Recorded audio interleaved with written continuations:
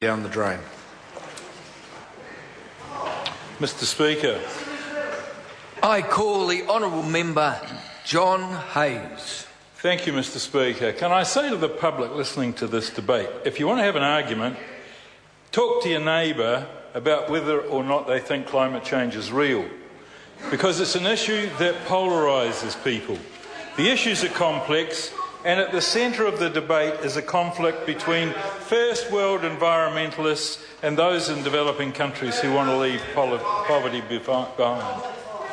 And what I think is interesting, as we've listened to the debate this afternoon, everybody has a view, but very few people have the technical understanding of the issues.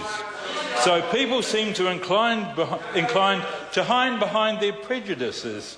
And as you can hear across the House, they shout at those with a different point of view. Anger inevitably becomes the currency of debate. Well, Mr Speaker, there's a broad consensus we need to slash greenhouse gas emissions, but there are many points of view on where the knife should fall.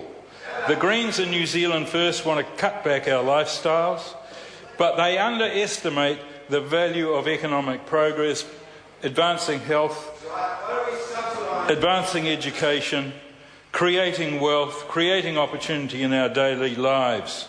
What they want to do is draw all that to a halt.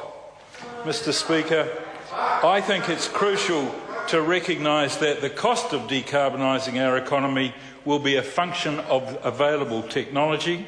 If better technology, more efficient clean energy alternatives, better batteries, electric cars, cheaper and safer nuclear power, the cost of decarbonisation will be relatively low. Without technological change, however, the costs are going to be high. And that's why the government is exercising leadership. That's why it's created the Global Science Partnership involving 25 countries to try to find technology to lead us forward in a cheaper way. Mr Speaker, there is a link between climate change and development, the twin changes of our age. Making energy costs more expensive in our country is simply going to reduce incomes.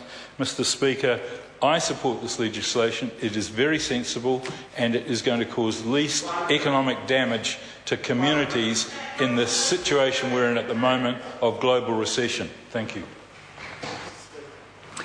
I call the honourable member Charles Chevelle. Mr Speaker, there's been some interesting